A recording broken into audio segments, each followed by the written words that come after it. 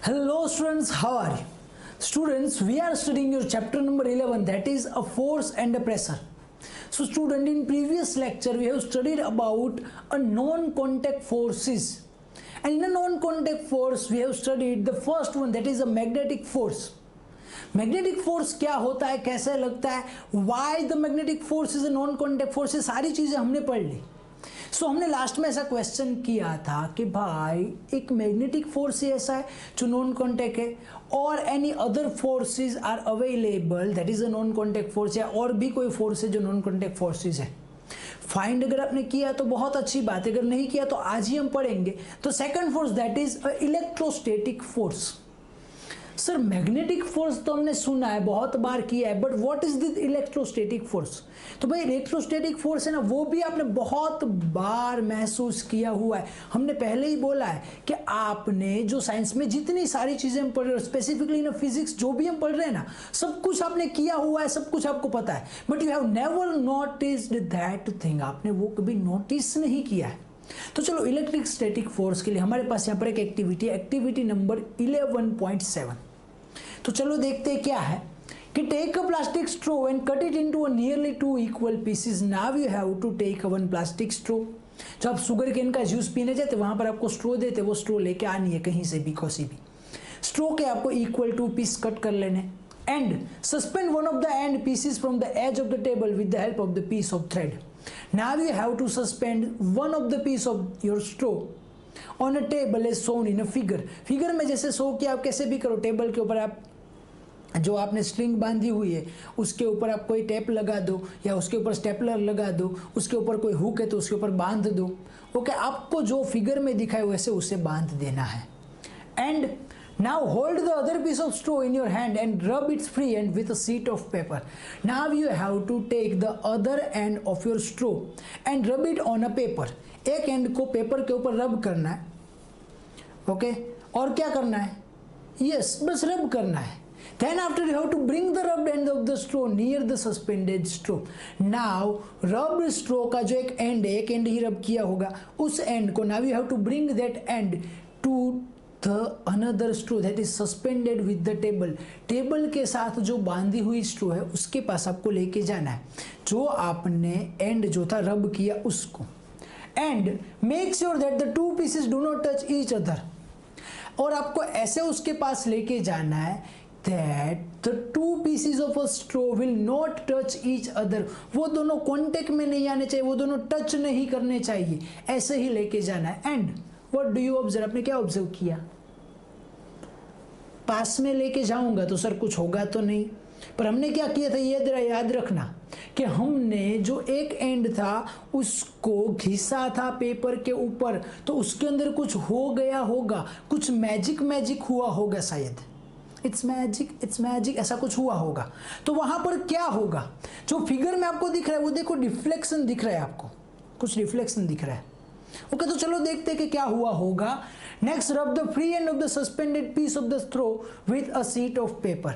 Now आपको क्या करना है, पहले आपने क्या किया, जो आपके हाथ में जो एंड था उसे आपने घिसा. Now you have to rub the free end of the suspended straw. Suspended straw का फ्री एंड जो है उसे आपको पेपर के ऊपर घिसना है. And again bring the piece of a straw that would rubbed earlier with the paper near the free end of the suspended straw. Now again you have to bring the free end, आपके पास जो free स्ट्रो पड़ी थी, to near the suspended straw. suspended straw के पास उसे लेकर आना है. And observe क्या हो रहा है वहां पर. पहले आपने क्या किया, पहले आपने सिर्फ एक एंड को, सिर्फ एक स्ट्रो को रब किया, उसके पास लेके गए. सेकेंड आपने क्या किया, उस स्ट्रो को भी आपने रब कर दिया जो आपने बांधी हुई थी, सस्पेंडेड स्ट्रो, जो बांधी हुई स्ट्रो थी उसके भी एक एंड को रब कर दिया. इसका एंड तो रब किया हुआ ही था, पहले सिर्फ एक था रब, और इसके पास लेके गए तो क्या हुआ. नेक्स्ट क्या था, ये तो रब किया हुआ ही था, इसको भी आपने रब कर दिया और उसको उसके पास लेके गए. And you have to observe what will happen. क्या हो रहा है, सोचो क्या होगा, क्या हो सकता है, ये आपको सोचना है. लास्ट लाइन में लिखा है व्हाट डू यू ऑब्जर्व. भाई आपने क्या ऑब्जर्व किया, क्या हुआ होगा. 2 केसेस है हमारे पास, एक में सिर्फ एक स्ट्रो को खींचा हुआ था और पास में लेके गई, दूसरे में 2 स्ट्रो को खींचा और पास में लेके गई, तो क्या होगा. चलो आंसर फाइंड करते हैं कि straw is said to be acquired electrostatic charge after it has been rubbed with a sheet of paper. As we said earlier कि whenever you are rubbing your straw on a sheet of a paper, तो आप उसके अंदर कुछ डाल रहे हैं, वहां पर कुछ मैजिक हो रहा है. ओके तो वो क्या करेगा? A straw is said to be, हमारे पास लिखा है straw is said to be acquired electrostatic charge.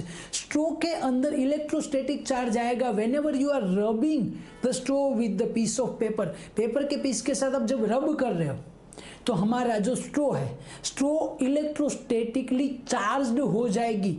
स्ट्रो के अंदर चार्जिंग कर दोगे आप, जैसे आप मोबाइल में चार्जिंग करते हो. अभी आप वीडियो देख रहे हो और मोबाइल की बैटरी खत्म हो जाए तो आप क्या करोगे? मोबाइल को चार्ज करोगे. तो सेम वे जब whenever you are rubbing the straw on a paper, okay, तो हमारा जो स्ट्रो है इट विल चार्ज्ड. कैसा चार्ज?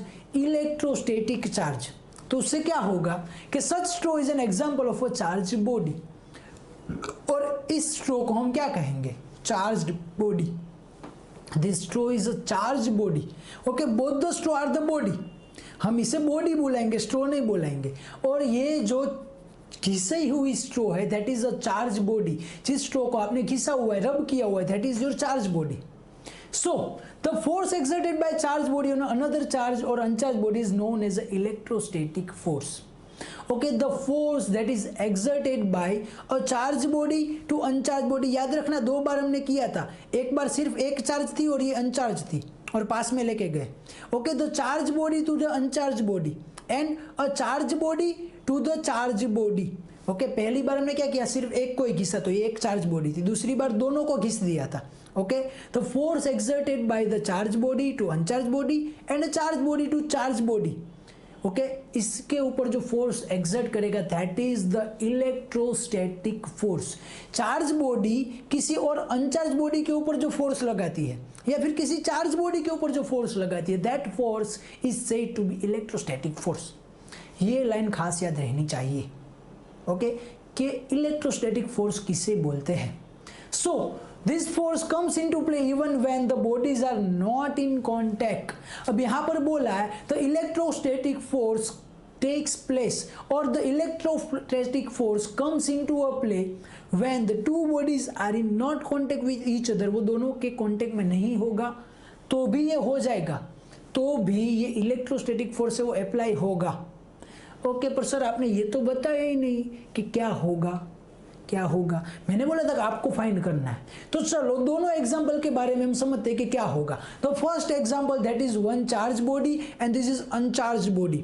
तो whenever you are bringing the charge body near to the uncharge body, okay, तो इट विल अट्रैक्ट, वो attract हो जाएंगी. जैसा हमारा मैग्नेट में है north and south pole attract, तो charge body and uncharge body will attract with each other and charge body. और दूसरी बार क्या थी? इसे भी चार्ज कर दिया, इसे भी घिस दिया था. तो charge body and charge body will ripple each other. जैसे आप उसको पास में लेके जाओगे ना, स्ट्रो ऐसे चली जाएगी. दोनों चार्ज होगी तो इसके पास में लेके जाओगे तो स्ट्रो ऐसे चली जाएगी. जैसा मैग्नेट में हो रहा था. मैग्नेट में हमारे पास पोल है और इसमें चार्ज बॉडी और अनचार्ज बॉडी. ओके, दोनों चार्ज है तो रिपल्सन और दोनों चार्ज है तो अट्रैक्शन. ओके, आपका जो स्ट्रो है उसको ऐसे पास लेके जाओगे तो अट्रैक्ट हो जाएगी. Charge and अनचार्ज. ओके, और चार्ज एंड चार्ज क्या होगा? दोनों चार्ज है तो रिपल्सन होगा. क्लियर? ओके, आपने एक्सपेरिमेंट नहीं किया, अगर करोगे आप तो पता चलेगा कि हाँ सर कुछ ऐसा ही हो रहा है. दोनों स्ट्रो को अगर हम ऐसे ला रहे हैं ना तो चार्ज एंड अनचार्ज अट्रैक्ट हो रहे हैं और दोनों चार्ज है तो वो दोनों रिपल हो रही है. पर चार्ज ऐसे ऐसे करना है, घिसना अच्छे से. So, the electrostatic force therefore is another example of non-contact force. That's why this electrostatic force is another example of non-contact force. Why it is non-contact force?